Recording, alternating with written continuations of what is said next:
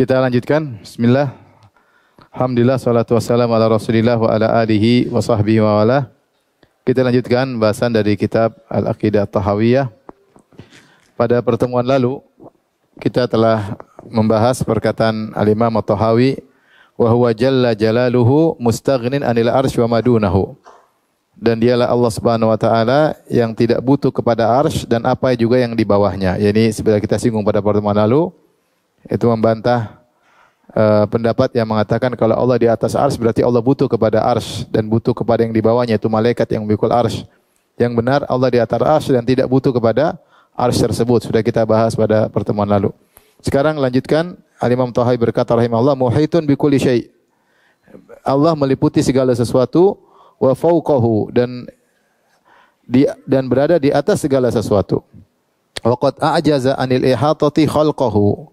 Allah menjadikan makhluk tidak mampu untuk meliputi Allah Subhanahu wa taala, ya. Allah menjadikan makhluk tidak mampu meliputinya. Ya. Wala yuhituna bihi ilma. Ilmu mereka tidak bisa meliputi Allah Subhanahu wa taala. Di sini perhatikan nuskho yang masyhur ada waw di sini. Muhitun bi kulli syai', Allah meliputi segala sesuatu dan berada di atas segala sesuatu. Dalam sebagian nuskho ada waw dihapuskan. Waw dihapuskan sehingga menjadi muhitun bi kulli syai'in fawqahu, ya, seperti ini. Bi kulli syai'in fawqahu. Jadi wawnya hilang. Ada waw hilang di sini, ya. Kalau begini maknanya berubah, ya. Kalau begini maknanya berarti Allah meliputi segala sesuatu yang ada di atas arsy. Kalau gini maknanya Allah meliputi segala sesuatu yang di atas arsy. Ini dijelaskan oleh Ibnu Abilis Al-Hanafi, hilangnya huruf waw di sini bisa jadi salah nulis atau sengaja, ahlul bidah sengaja. Karena kalau ada huruf waw jelas Allah meliputi segala sesuatu dan dia di atas segala sesuatu.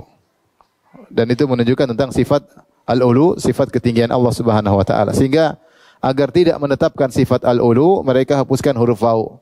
Kita tahu bahwasanya Abu Ja'far At-Tahawi bermadzhab Hanafi dan pensyarahnya Ibnu Abilis Al-Hanafi juga faqih Hanafi. Tetapi banyak orang-orang Ahnaf yang terpengaruh dengan mazhab Maturidiyah, terpengaruh dengan ilmu kalam, sehingga mereka menolak Allah berada di atas. Jadi ada kemungkinan mereka ketika menasakh, ya, perkataan Abu Ja'far At-Tahawi ada huruf waw mereka hilangkan. Tapi kalau huruf waw dihilangkan maknanya jadi kacau. Maknanya jadi muhitun bi kulli syai'in fawqahu, kembali kepada arsy. Allah meliputi segala sesuatu yang ada di atas arsy. Padahal kita tahu makhluk tertinggi apa? Arsy. Segala sesuatu dirasa apa maksudnya? Jadi maknanya jadi kacau. Yang benar ini yang benar. Ini yang benar, ada huruf waw.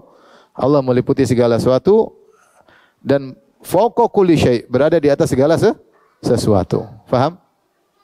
Faham sampai sini? Ini di sinilah kemudian Ibnu Abil Is Hanafi dalam syarah Al-Aqidah Tahawiyah membahas tentang sifatul ulu.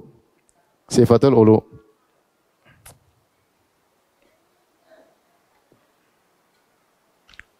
Baik, kita lanjut. Sifatul ulu, ulu Allah terbagi menjadi tiga. Yang pertama disebut ulu al-qadar atau ulu sya'an, ketinggian kemuliaannya. Itu maksudnya ketinggian sifat-sifat Allah Subhanahu wa taala. Yang kedua disebut ulul qahar, ketinggian kekuasaannya, itu maha mendominasi. Tidak ada yang bisa mengalahkan Allah. Allah kalau menentukan, menetapkan, tidak ada yang bisa protes, tidak ada yang bisa membatalkan. Maka ulul qahar. Yang ketiga ulul zat, zat Allah di atas seluruh makhluknya. Ini kita bahas tadi. Muhitun bi kulli syai'in wa fawqahu. Allah meliputi segala sesuatu dan berada di atas segala sesuatu. Kalau untuk yang model pertama, ulul qadar atau sya'an dan ulul qahar, ini tidak ada yang mengingkari. Semua menetapkan Allah memiliki ulul qadar. Maksudnya Allah sangat mulia dan dia termulia daripada yang lainnya.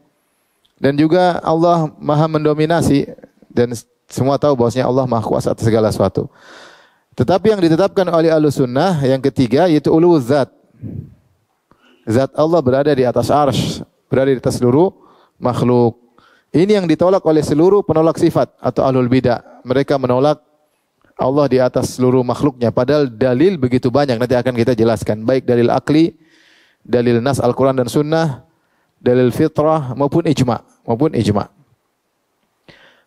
Tentu mereka punya syubhat. Ya. Kebanyakan mereka terjebak pada syubhat tajsim. Ya. Taib. Sehingga mereka meyakini bahwasanya Allah tidak di atas. Kalau Allah di atas melazimkan Allah adalah jism. Kalau Allah jism berarti seperti makhluk, berarti tasbih dan macam-macam. Dengan syubhat-syubhat akal yang lainnya. Adapun ahlul bidah secara umum kita bisa bagi pendapat mereka seperti pertama Jahmiyah.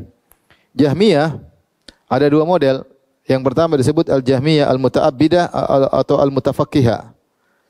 Yang ini mereka berpendapat Allah di mana-mana. Yang ini yang dibantah oleh Imam Ahmad dalam kitabnya Arad al-Jahmiyah wa Zanadiqah.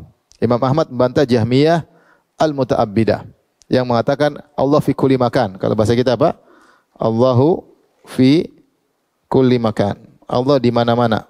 Allah di mana-mana. Secara zatnya Allah di mana-mana.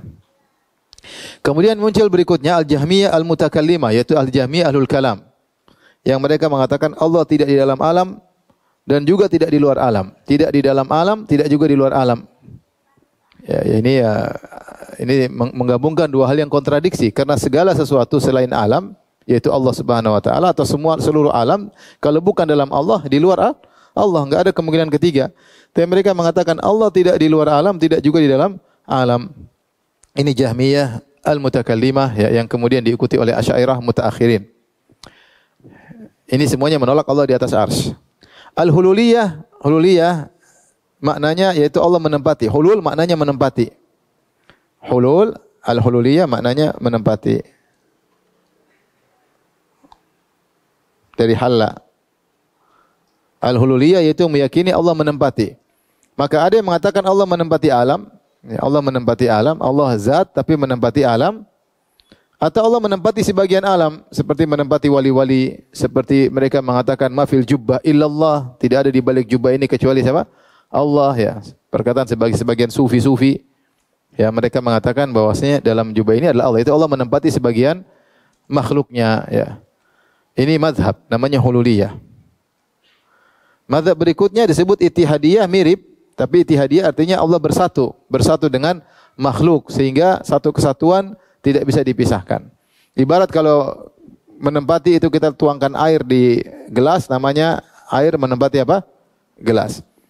Dan ada yang mengatakan Allah bersatu dengan makhluk ya sebagaimana kalau kita campurkan susu dengan kopi kita aduk maka jadi susu kopi, satu kesatuan tidak bisa dipisahkan. Ini mirip seperti mazhab dalam Nasraniyah, ada yang mengatakan Allah menempati Isa, ada yang mengatakan Allah bersatu dengan Nabi Isa, ada yang mengatakan Allah adalah Isa, Isa adalah Allah. Ada beberapa mazhab di kalangan kaum Nasara.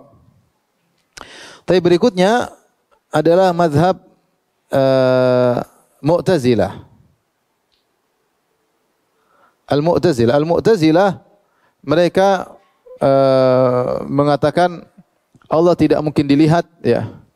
Dan Allah adalah zat tanpa sifat. Kata mereka Allah zat tanpa sifat. Zat tanpa sifat. Sudah pernah kita jelaskan kalau Allah bersifat berarti syirik kata mereka. Tak dengan syubhat ta'adudul qudama sudah pernah kita bahas. Jadi zat tanpa sifat. Sehingga zat Allah kosong dari sifat-sifat. Tidak ada sifat melihat, sifat mendengar, sifat ilmu enggak ada. Zat tersebut tidak boleh ada sifat karena kalau ada sifat berarti jism. Sehingga mereka mengatakan Allah zat tanpa sifat dan Allah tidak mungkin dilihat. Mustahil dilihat. Sehingga para ulama mengatakan wujudnya Allah menurut versi Mu'tazilah adalah wujudun zihni. Itu hanya wujud yang dalam benak saja, wujud dalam benak. Wujud dalam benak yang realnya tidak ada, yang realnya tidak ada. Tapi ini Mu'tazilah. Sehingga mereka Allah tidak mungkin dilihat di dunia maupun di akhirat. Allah tidak bukan zat yang ada sifatnya. Sehingga cuma di benak aja sebenarnya. Hakikatnya Allah cuma dalam benak. Taib Asy'ariyah Saya tambahkan sini Asy'ariyah.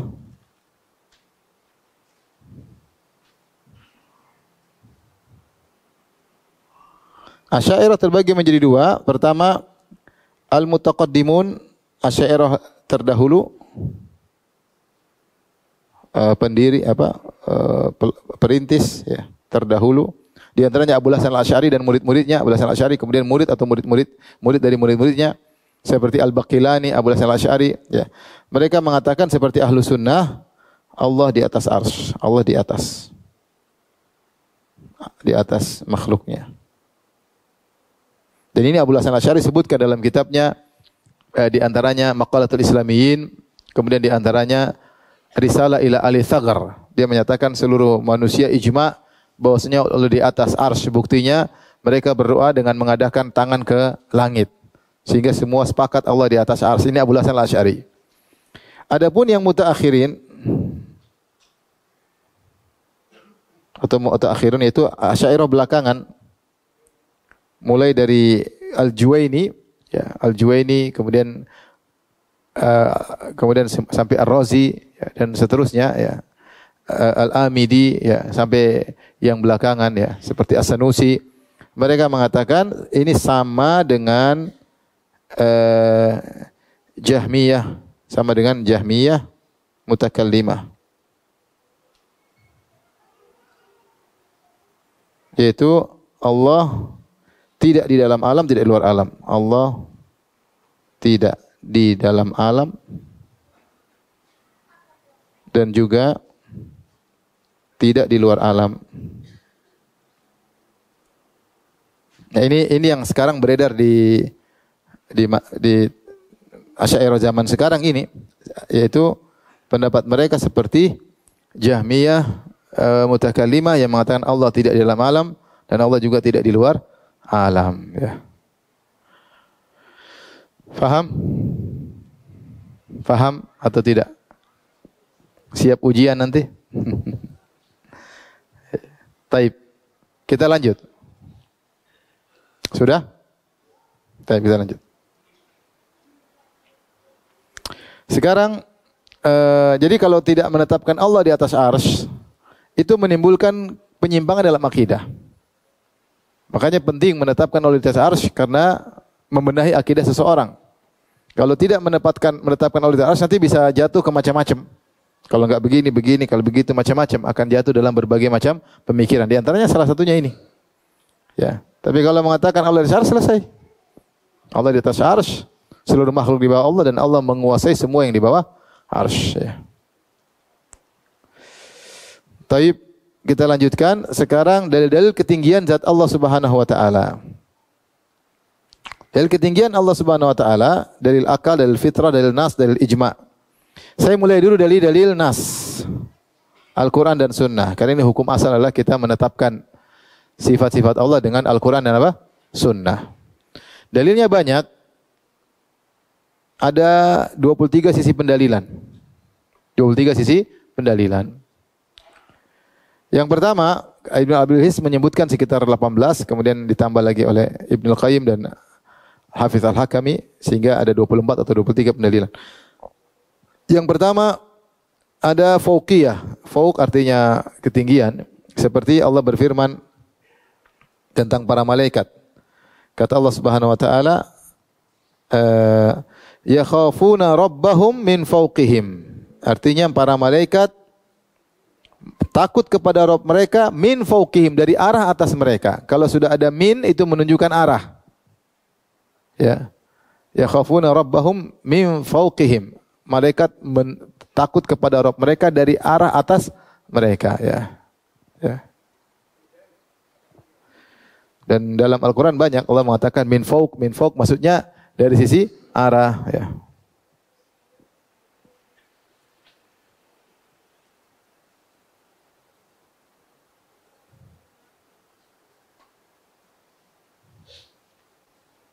Seperti jadi kalau ada min sama fauq, maka itu sudah nas bahwasanya itu menunjukkan arah.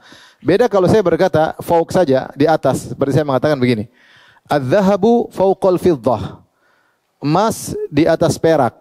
mungkin ada yang mengatakan maksudnya bukan posisi, tapi maksudnya adalah kualitas. Paham atau tidak? Karena mereka ahlul bidah, mereka mentakwil. Kata mereka, fawq maksudnya adalah dari sisi kualitas. Seperti kita mengatakan adz-dzahabu fawqal fiddah. Emas di atas perak, maksudnya kualitas, bukan posisinya. Itu benar secara bahasa Arab kalau tanpa huruf min, masih ada kemungkinan bahwasanya itu maknanya adalah perbedaan kualitas. Tapi kalau sudah pakai min, itu menunjukkan apa? Arah. Min fawqihim berarti dari arah atas. Tidak ada tafsiran lain. Dan itu banyak dalam Al-Quran sebelum surat Al-Ma'idah. Kata Allah Subhanahu wa taala, la akalu min fawqihim wa min tahti arjulihim. Mereka akan makan dari atas mereka dan dari arah bawah mereka. Ini tentang ahlul kitab kalau mereka bertakwa, la akalu min fawqihim, itu mereka akan mendapat rezeki dari arah atas mereka, wa min tahti arjulihim, dan di arah bawah mereka. Allah gandengkan antara arah atas dengan arah apa? Bawah. Demikian juga surat Al-An'am ayat 65, qul huwal qadiru ala an yab'atsa 'alaikum adzaban min fawqikum wa min tahti arjulikum. Dan dialah Allah yang Maha Kuasa, mampu untuk mengirim azab kepada kalian min fawqikum wa min tahti arjulikum, dari arah atas kalian atau dari bawah kaki kalian. Sama, min fawq berarti pasti arah. Paham? Maksudnya dalam Al-Qur'an banyak sekali, ya. Seperti lahum min jahannam mihadun wa min fawqihim ghawash, dan bagi mereka neraka jahanam di bawahnya adalah tempat tidurnya, mihad dari api, wa min fawqihim ghawash, dan selimut dari api juga dari atas. Jadi min fawq pasti artinya apa? Dari arah atas. Ibrahim, dan seluruhnya ada, ya.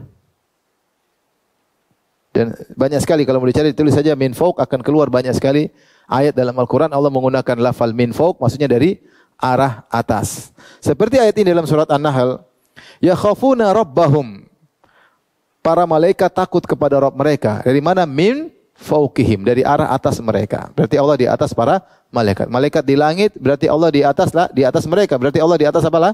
Langit. Ini dalil sangat jelas bahwasanya Allah di atas para malaikat. Malaikat ada di langit enggak? Banyak dalilnya malaikat di langit dan mereka lapor kepada Allah, kita sebutin. Taib, dalil yang kedua.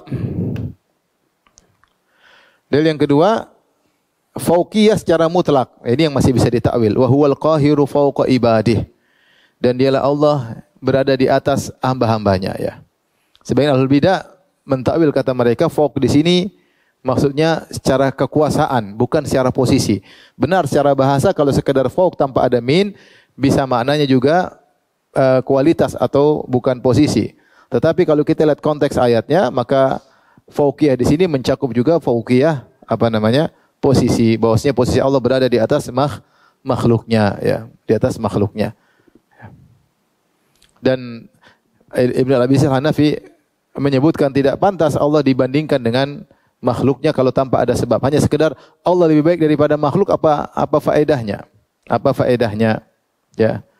Seakan-akan merendahkan kedudukan Allah. Misalnya kita mengatakan, misalnya ada orang mengatakan Syekh bin Baz lebih pintar daripada Firanda. Ini menghina atau merendahkan Syekh bin Baz?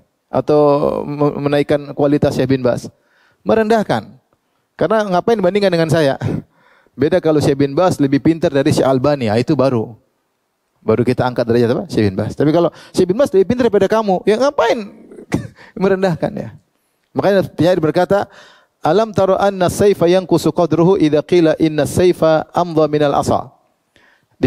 Tidakkah kau lihat bahwasanya pedang itu akan jatuh pamornya jika kau berkata pedang lebih tajam daripada tongkat? Ya, ngapain pedang dibandingkan dengan apa?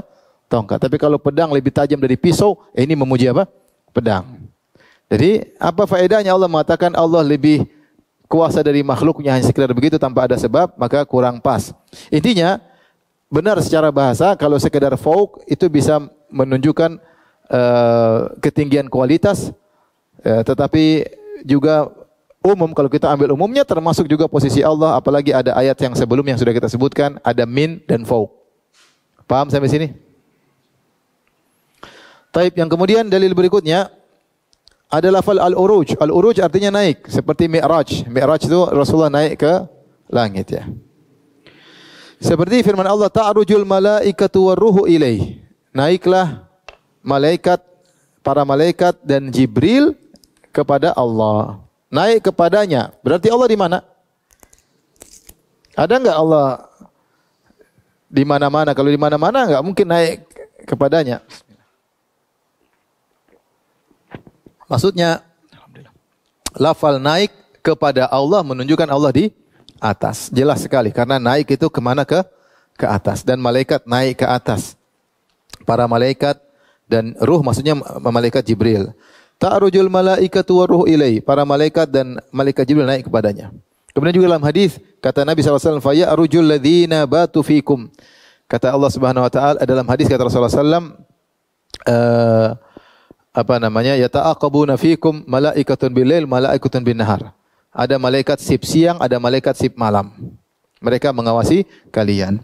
Maka malaikat yang tadi malam menginap bersama kalian naik ke atas lapor kepada Allah. Maka Allah bertanya, kaifa taraktum ibadi? Bagaimana kalian meninggalkan hamba-hambaku? Dan Allah sudah tahu. Kata para malaikat, taraktuhum wa hum yusallun. Wa atainahum wa hum yusallun. Kami datangi mereka, mereka dalam kondisi salat dan kami tinggalkan mereka, mereka dalam kondisi juga salat ya. Jadi malaikat naik lapor kepada siapa? Kepada Allah. Allahnya di mana? Di atas. Makanya naiknya ke atas, laporan ke atas. Sangat jelas. Kemudian juga ada lafal su'ud. Su'ud artinya manjat. Manjat. Su'ud itu naik sama saat manjat atau naik ya. Maknanya. Kata Allah, ilaihi yas'adul kalimut thayyibu. Ya, bahwasanya lebih naik juga ya. Maknanya sama aja naik. Bahwasanya kalimat-kalimat yang baik berupa zikir, berupa Al-Quran, amalan tersebut naik kepada Allah. Ada kata ilaihi, naik kepadanya. Dan naik kemana? Ke atas. Ya sudah, berarti Allah di atas. Karena dikatakan naik kepadanya. Ini dalil yang keempat. Yang kelima, sebagian makhluk diangkat kepadanya. Sebagian makhluk diangkat kepadanya seperti Allah mengangkat Nabi Isa. Kata Allah, wa ma qataluhu wa ma salabuhu, walakin syubbiha lahum. Wa ma qataluhu yakina, bal rafa'ahu Allah ilaih. Ya. Kata Allah, mereka tidak bunuh Nabi Isa, mereka tidak pernah menyalib Nabi Isa. Ya. Tapi ada orang yang diserupakan dengan Nabi Isa. Kata Allah, bal rafa'ahu Allah ilaih. Akan tapi Allah angkat Nabi Isa kepada Allah. Diangkat ke Allah. Berarti Allah di mana? Di atas. Demikian juga dalam ayat yang lain, ya Isa, inni mutawaffika wa rafi'uka ilayya. Wahai Isa, aku akan mewafatkan kau dan aku akan angkat engkau kepadaku. Wa rafi'uka ilayya. Kata Allah, aku akan angkat engkau kepadaku. Berarti Allah di mana? Di atas. Kemudian juga lafal ulu al-mutlaq secara mutlak. Wa huwal aliyul kabir. Wa huwal aliyul azim. Dialah Allah yang maha agung, maha tinggi, maha agung. Wa huwal aliyul kabir. Dialah Allah maha tinggi, maha besar ya. Ada salah seorang dai di YouTube yang menolak Allah di atas. Bahkan siapa yang nunjuk Allah di atas kafir katanya. Tapi waktu dia mensyarah surat ayat kursi, wa huwal aliyul azim, kata maha tinggi dan maha agung. Ditunjuk mana? Di atas. Jadi di sini Allah maha tinggi dan maha agung, maha tinggi dan maha besar. Aliyun hakim, Allah maha tinggi. Kemudian di antara dalil bahwasanya Allah di atas, turun kitab darinya. Al-Quran turun darinya. Allah berfirman, tanzilul kitabi minallahil azizil hakim. Turun. Al-Quran turun dari Allah. Turun dari Allah. Selesai. Allah berarti di atas. Karena Al-Quran turun dari Allah. Allah juga berfirman, tanzilul kitabi minallahil azizil alim. Al-Quran turun dari Allah yang maha perkasa lagi maha berilmu. Inna anzalnahu fi lailatil qadar. Dalam ayat yang fi lailatin mubarakah. Inna anzalnahu, kami turunkan Al-Quran. Berarti dari atas ke bawah. Allah turunkan lewat malaikat Jibril. Malaikat Jibril turunkan kepada siapa? Nabi Muhammad sallallahu alaihi wasallam. Kemudian juga Allah sebutkan sebagian makhluknya khusus di sisinya. Seperti firman Allah, innal ladzina 'inda rabbika la yastakbiruna an ibadatihi wala yastahsirun. Sungguhnya malaikat yang berada di sisi Rabbmu. Di sisi Rabbmu berarti dia di atas ya, karena lebih dekat kepada Allah Subhanahu wa taala. Maksudnya para malaikat. Ya. Kalau Allah di mana-mana tidak dikatakan ada di sisi Rabb, enggak ada, semuanya sama. Demikian ayat berikutnya, perhatikan. Walahu man fis samawati wal ardi wa man indahu. Dan milik Allah lah semua yang di langit dan yang di bumi dan yang berada di sisinya. Berarti Allah bedakan. Yang di langit ada makhluknya, yang di bumi ada makhluknya, yang di sisinya juga ada makhluknya. Berarti beda. Allah tidak di mana-mana, di sisinya berarti di atas. Mereka lebih tinggi lagi di sisi Allah daripada makhluk-makhluk yang lainnya. Kemudian juga ketika Rasulullah menyebutkan Allah mencatat semuanya dalam kitab, yaitu dalam Lauhil Mahfuz, annahu indahu fawqal arsh. Bahwasanya kitab Lauhil Mahfuz di sisi Allah di atas arsh. Lauhil Mahfuz letaknya di mana? Di atas arsh. Di sisi Allah. Karena Allah di atas apa? Arsh. Jelas. Jadi ketika di sini ada sebagian makhluk di sisi Allah menunjukkan Allah Maha tinggi. Kalau Allah di mana-mana, maka tidak bisa dikatakan sebagian makhluk di sisi Allah karena semua makhluk akan derajatnya sama karena Allah di mana-mana. Kalau Allah tidak di dalam alam, tidak di luar alam, maka tidak bisa dikatakan sebagian makhluk di sisi Allah karena Allah tidak bisa di sisi, tidak ada satupun yang bisa di sisinya karena dia tidak di luar alam, tidak juga dalam alam. Faham? Ketika dikatakan ada sebagian makhluk di sisi Allah, berarti Allah berposisi dan berarti dia di atas. Paham atau tidak? Kecepatan enggak ini? Paham enggak? Paham ya, insyaallah. Masih ada 23 dalil ya, masih baru 9. Yang ke-9, Allah di atas langit. Dalilnya aamintum man fis sama ayyakhsifa bikumul ard. Apa kalian merasa aman dari Allah yang di atas langit? Yaitu kalian di bumi, kalian merasa aman karena Allah di atas, kalian merasa aman. Jadi Allah mengatakan kalian di bumi, kalian merasa aman dari zat yang di atas langit. Ya. Dan dalam Al-Quran, misalnya dalam hadis kata Rasulullah SAW, kalian tidak percaya kepada aku, wa ana aminum man fis sama, sementara aku kepercayaan zat yang di atas apalah? Langit. Jelas, fis sama di atas. Fi kalau maknanya adalah tinggi, karena fi sama bisa artinya tinggi. Sama itu bisa dua makna. Bisa maknanya sekedar tinggi, bukan berarti sama al-mabniyah, bukan berarti langit yang kita lihat. Sama secara bahasa Arab bisa artinya apa? Tinggi. Seperti Allah berfirman, alam tara kaifa daraballahu mathalan kalimatan thayyibatan ka syajaratin thayyibatin asluha thabitun wa far'uha fis sama. Tidak kalian melihat pohon yang akarnya menancap dan dahannya menjulang ke langit, maksudnya ke atas. Jadi asama dalam bahasa Arab bisa artinya apa? Bisa artinya tinggi, ya. Di antaranya. Kalau dikatakan amintum man fis sama, apa kalian merasa aman dari Allah yang berada di ketinggian? Maka fi di sini artinya di. Tapi kalau sama yang dimaksud adalah sama yang kita lihat, yang langit dunia, langit ke-1, ke-2 sampai ke-7, maka fi maksudnya adalah ala, di atas. Jika maknanya langit, maka fi maknanya adalah ala, itu di atas. Seperti firman Allah, fasiru fil ardi, ya. Berjalanlah di bumi, maksudnya di atas bumi, paham? Bukan kaki masuk di tanah, enggak. Fi maksudnya di atas, ya. Fi juzu'in nakhli, ya. Dan kami akan salib di atas batang korma, ya. Jadi fi maknanya bisa maknanya di atas. Kalau as-sama maknanya adalah ketinggian, berarti Allah di ketinggian. Fi maknanya di. Tapi kalau maknanya langit, Allah di langit, maksudnya di atas lah langit. Bukan berada di dalam langit, tapi di atas apa? Langit. Faham? Berdasarkan dalil yang lain, Allah karena langit, baru kemudian air, kemudian arsh, baru Allah di atas arsh. Dan ini menunjukkan Allah di atas. Kemudian dalil juga Allah di atas arsh. Jadi ini banyak ayat, 7 ayat. Ya, tsumma stawa 'alal arsh. Ar-Rahmanu 'alal arsy istawa, sebagaimana kita jelaskan pada pertemuan sebelumnya. Dalil banyak menunjukkan Allah di atas arsy, dan arsy adalah makhluk yang tertinggi. Dia adalah atap dari surga Al-Firdaus, ya. Sehingga di atas arsy adalah Allah Subhanahu wa taala dan dia puncak dari makhluk dan Allah di luar makhluk. Taib. Kemudian yang ke-11, hamba-hamba mengangkat tangannya ketika berdoa. Ini di antara dalil bahwasanya Allah di atas. Dalam hadis kata Rasulullah SAW, Inna Allah yastahi min abdihi idza rafa'a ilayya yaday an yaruddahuma sifran. Allah malu jika hambanya mengangkat kedua tangannya kepada Allah. Kepadanya, kata Allah mengangkat kepadanya. Lalu Allah kembalikan kedua tangannya kosong. Mengangkat kepadanya berarti ke arah mana? Ke arah atas. Orang berdoa semuanya begini. Enggak ada yang begini ya. Apalagi begini kan. Apalagi begini. Gimana-mana enggak ada. Semuanya ke atas. Enggak ada ya.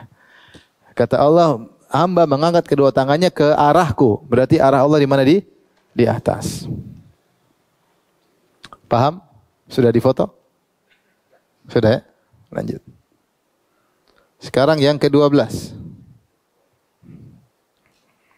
Allah turun ke langit dunia setiap malam dalam hadis, yanzilu rabbuna tabaraka wa ta'ala hina yabqa thuluthul akhir minal lail. Fayaqulu ya hal min da'in fa astajiba lahu wal mustaghfirin fa aghfir lah. Hal min sa'il fa utiya su'lah. Rabb kita turun di langit dunia ketika tinggal sepertiga malam yang terakhir. Turun dari atas ke bawah. Kemudian Allah mencari hambanya, adakah hambaku yang berdoa akan aku kabulkan? Adakah hambaku yang memohon ampun akan aku ampunkan? Adakah yang meminta akan aku kabulkan permintaan? Ini jelas. Nanti kita akan bahas mungkin sifat nuzul. Tapi intinya ini jelas. Gak mungkin kita bilang yang turun rahmat Allah. Kalau rahmat Allah cuma turun di langit ngapain? Gak sampai kita. Paham? Berarti rahmat cuma gantung. Kan bilang, yanzilu rabbuna, Rabb kami, Rabb kita turun di langit dunia ketika tinggal sepertiga malam yang terakhir. Selesai. Kalau ditakwil itu adalah rahmat, berarti rahmatnya cuma gantung di langit. Ngapain? Paham? Kalau ditakwil itu malaikat, masa malaikat berani berkata, siapa mohon ampun kepada aku akan aku ampuni. Mana malaikat berkata demikian? Faman yaqul minhum inni ilahum min dunih, fadzalika najzi jahannam. Ya, siapa di antara malaikat berani mengatakan aku adalah Tuhan selain Allah, kami akan azab dia dengan neraka jahannam. Malaikat enggak ada yang berani bilang, siapa minta kepada aku akan aku kabulkan. Siapa yang beristighfar akan aku ampuni. Mana malaikat berani? Yang benar itu Allah Subhanahu wa taala, ya. Berarti Allah dari atas. Kemudian juga isyarat dari Nabi kepada Allah dengan jarinya. Ketika Nabi sallallahu alaihi wasallam di haji, Rasulullah bertanya kepada para sahabat, ya. Antum mas'uluna anni, famadza antum qailun? Wahai para sahabatku, kalian akan ditanya oleh Allah tentang aku. Apa yang akan kalian jawab kalau kalian ditanya bagaimana tentang dakwah Muhammad? Maka para sahabat berkata, nasyhadu annaka qad ballagta risalah wa nasahta ummah. Kami bersaksi bahwasanya engkau telah menyampaikan risalah Allah dan engkau telah melakukan yang terbaik bagi umat ini dan engkau telah berjihad dengan jihad yang benar dan seterusnya. Maka Rasulullah angkat jarinya, Rasulullah mengatakan, Allahumma syhad. Allahumma syhad. Rasulullah, ya Allah, saksikanlah mereka. Ya Allah, saksikanlah mereka. Kalau Allah tidak di atas, ngapain Nabi tunjuk ke atas? Ini bohong aja. Ngebohongin 100.000 sahabat. Paham? Jelas. Kira-kira kalau ada orang Arab Badui masuk Islam, karena ada orang Badui baru Islam ikut hajian. Kalau Nabi bilang gini, ternyata Allah tidak di atas, berarti Nabi ngapusi, paham? Ngerti ngapusi enggak? Ya, bohong. Orang Arab ya Allah, saksikanlah. Ini nunjuk ke atas gimana? Terus katanya Allah tidak di atas. Terus Nabi ngapain begini? Nabi ngapain begini? Nabi ngapain begini? Baik. Kemudian di antara dalil bahwasanya Nabi bertanya kepada seorang wanita, "Aina Allah?" Berarti tanya posisi. Dalam bahasa Arab, aina maksudnya apa? Di mana? Jelas. Aina Allah. Dan jawabannya jelas, fis sama.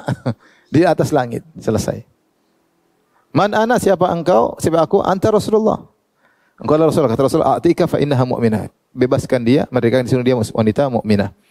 Kemudian berikutnya kelanjutan dari ke-14, Nabi mempersaksikan orang yang menyatakan Allah di langit dengan iman. Ini tadi hadis tadi. Ketika ada seorang sahabat ingin memerdekakan budaknya, Rasulullah panggil.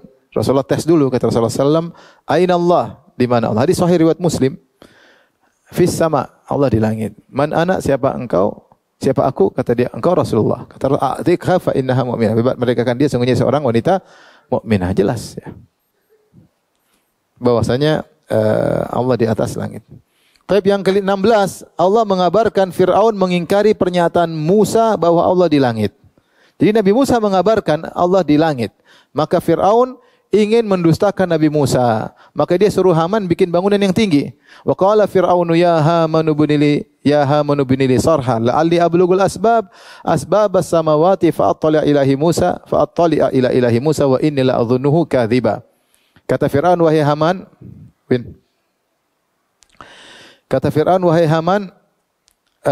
buatlah bangunan yang tinggi supaya saya bisa sampai di langit, ya, pintu-pintu langit, agar aku bisa buktikan bahwasanya Musa pendusta.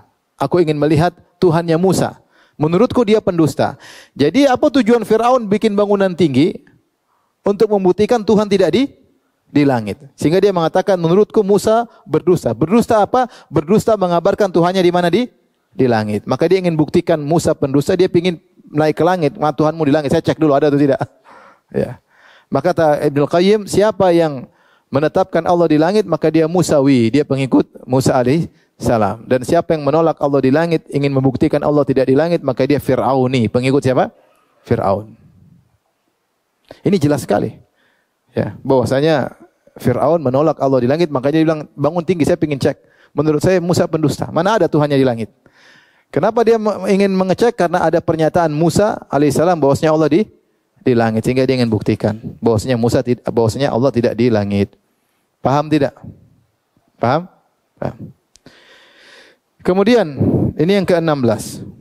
Yang ke-17, ketika Nabi Mi'raj bolak-balik naik antara Allah dan Musa, Nabi menerima perintah salat 50 waktu.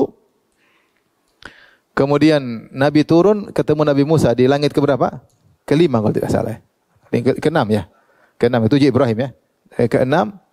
Kemudian Nabi Musa bertanya berapa? 50 berat, minta fatlub minhu takhfif. Irji ila rabbik fatlub minhu takhfif. Baliklah kepada Tuhanmu dan minta keringanan. Fa inna ummataka la tutiqu dzalik. Umatmu tidak bakalan mampu. Saya sudah coba umatku Bani Israel, mereka tidak mampu. Akhirnya Rasulullah balik. Diturunkan 5 jadi 45. Turun lagi dari Musa berapa? 45. Balik lagi. 45. Setiap kali Rasulullah balik kurang 5. Berarti berapa kali boleh balik? Ya, kalau 10 habis 0. Enggak salat kalau gitu. Tinggal iling ya enggak. Bolak-balik sampai dari 50 jadi berapa? 40? Ya sampai tinggal 5. Dan disebut Rasulullah, aku bolak-balik antara Allah, Rabbku dan Musa. Bolak-balik, atas bawah. Paham? Baik. Sebelum saya lupa, saya tambahkan lagi yang 24. Rasulullah hampir melihat Allah. Ya, hampir lihat Allah. Ya, terkait Isra Mi'raj, ketika Rasulullah SAW sudah dekat dengan Allah, maka Abu Dzar bertanya kepada Nabi, "Ya Rasulullah, hal ra'aita rabbak?" Wahai Rasulullah, apakah kau lihat Rabbmu? Kata Nabi, "Nurun anna arahu." Ada cahaya bagaimana aku bisa melihatnya. Sampai para sahabat khilaf, Nabi lihat Allah atau tidak. Kenapa mereka khilaf? Karena mereka tahu Nabi sudah dekat dengan siapa? Allah. Karena mereka tahu Nabi ketemu siapa? Allah. Ketika mereka tahu Nabi sudah ketemu Allah, sudah dekat dengan Allah, sehingga khilaf di kalangan mereka, Nabi lihat atau tidak. Seandainya Nabi tidak di langit, Allah tidak di langit, Nabi ketemu siapa begitu? Enggak ada khilaf di kalangan para sahabat. Ngerti pendalilannya? Saya ulangi. Nabi naik ke langit, Sidratul Muntaha, ketemu siapa? Ketemu Allah. Ini oleh para sahabat. Bahwasanya Nabi ketemu Allah. Makanya timbul khilaf di kalangan mereka. Apakah Nabi lihat Allah atau tidak? Sehingga Nabi ditanya, engkau lihat Allah? Nabi berkata, ada cahaya, bagaimana saya bisa melihatnya? Seandainya Allah tidak di langit, apakah ada khilaf di kalangan para sahabat? Nabi lihat Allah atau tidak? Tentu tidak ada. Mereka bilang Nabi tidak ketemu Allah. Kalau ada yang tanya, ya Rasulullah, apa engkau lihat Tuhanmu? Batomu saya lihat Tuhanmu. Di atas tidak ada Tuhan. Harusnya kalau Tuhan tidak ada, jawaban Nabi begitu. Emang saya ketemu Tuhan di atas. Siapa yang bilang Tuhan di atas? Kalau tidak ada Allah di atas, mungkin Rasulullah jawabnya bukan begitu. Maksudnya bahasa kita ya. Rasulullah bahasanya sungguh indah ya. Astagfirullah. Maksudnya Tuhan tidak di situ. Ini akidah sesat. Tuhan tidak di mana-mana, tidak di atas, tidak di bawah. Ngapain tanya saya ketemu Tuhan? Kira-kira begitu, ya. Karena Rasulullah harus membenarkan akidah umatnya. Tapi Rasulullah membenarkan pertanyaan tersebut. Rasulullah bilang tidak bisa karena ada apa? Ada hijab. Selesai. Berarti sudah dekat dengan Allah, memang ketemu Allah. Makanya orang-orang yang memperingati Isra Mi'raj dari dulu.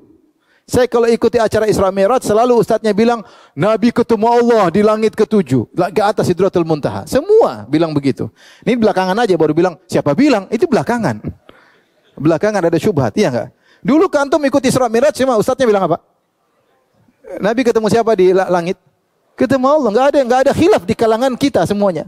Semuanya bilang Nabi ke atas ketemu Allah, Jibril pun tidak ikut dalam rangka menerima perintah salat.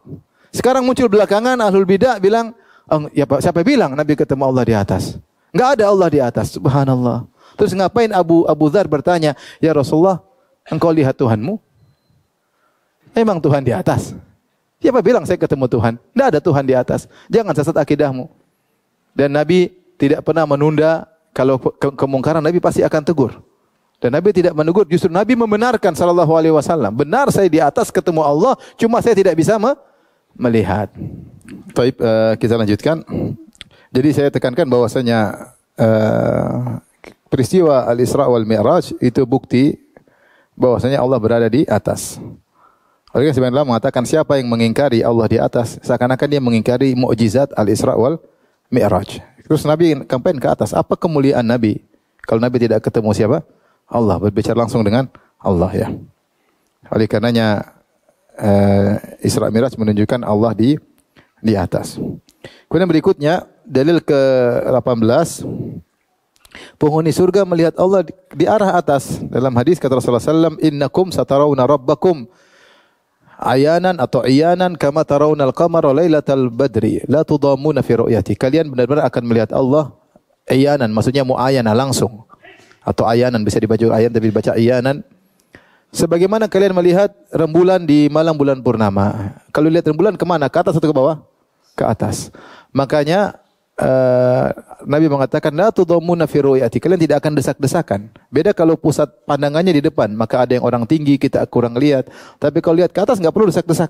Semua ini menunjukkan Allah di atas. Makanya tidak mungkin sempurna menolak Allah di atas kecuali harus menolak tentang melihat Allah Subhanahu wa taala.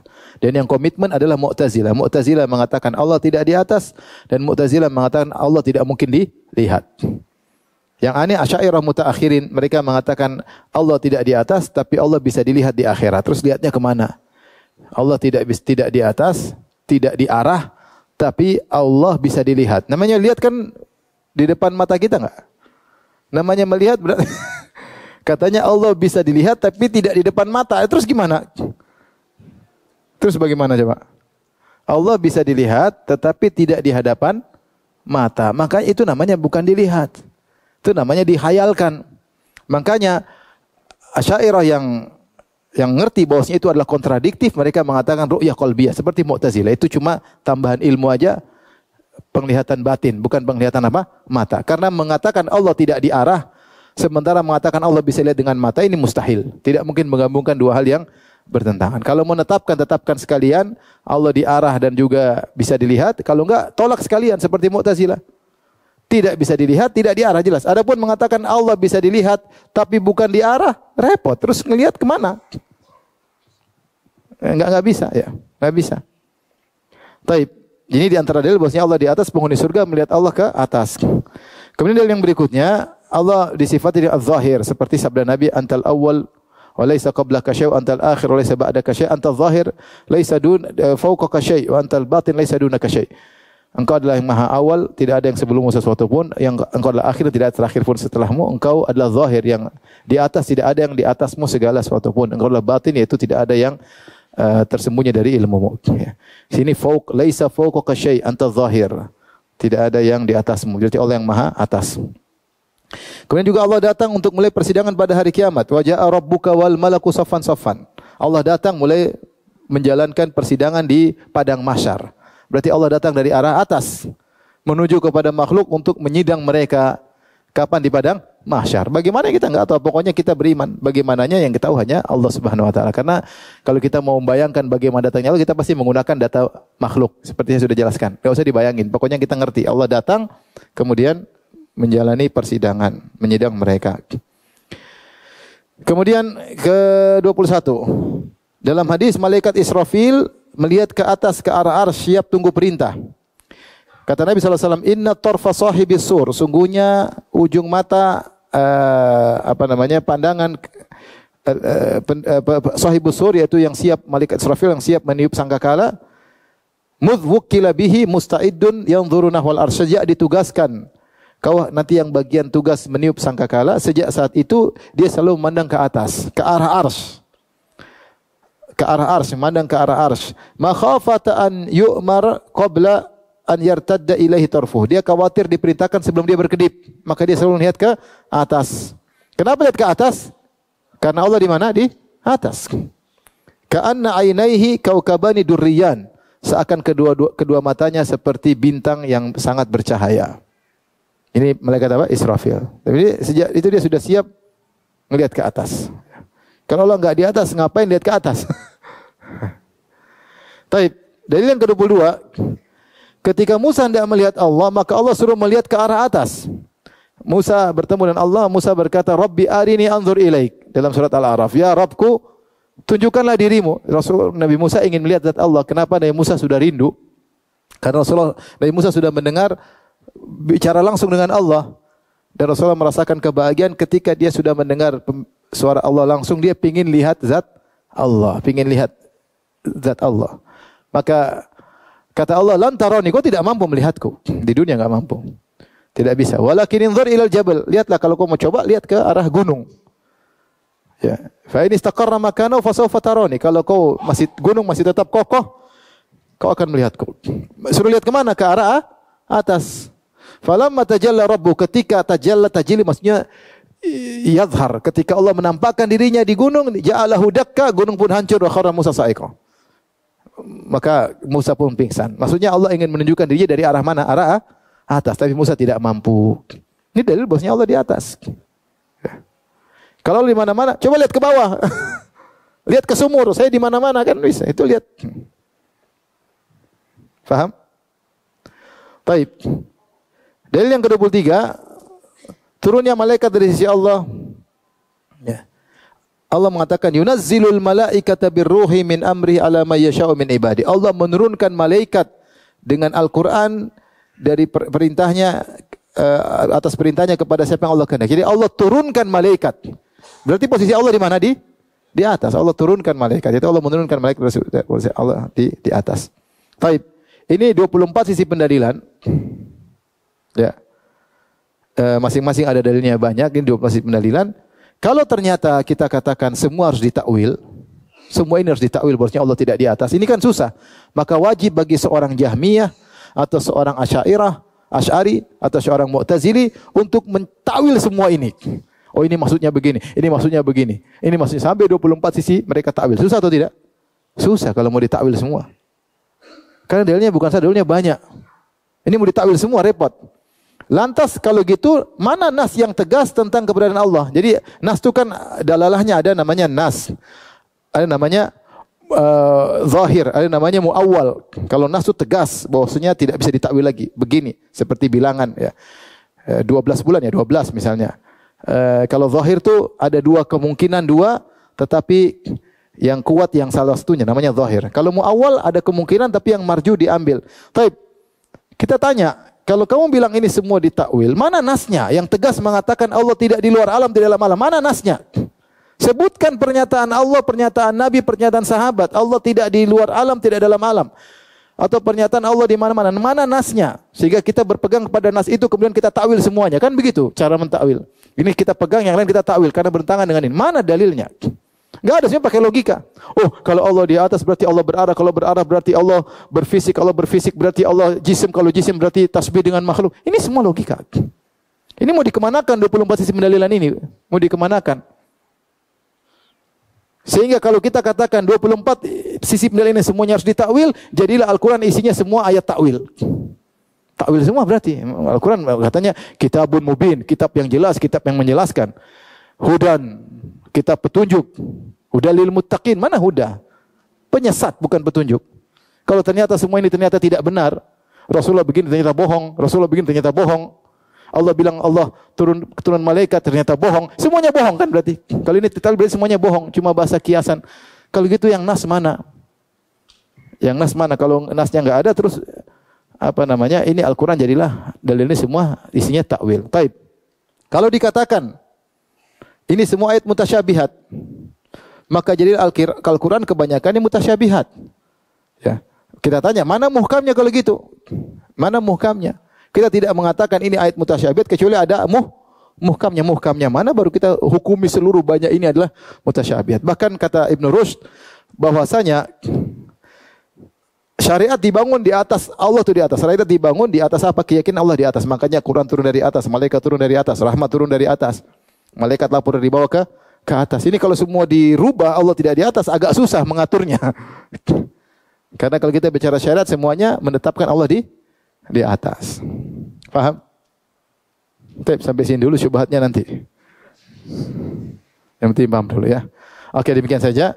Wallahu ta'ala bishawab. Saya tidak buka pertanyaan banyak tentang syubhat. Insyaallah nanti kita jawab pertemuan berikutnya. Wabillahi taufiq hidayah. Assalamualaikum warahmatullahi wabarakatuh.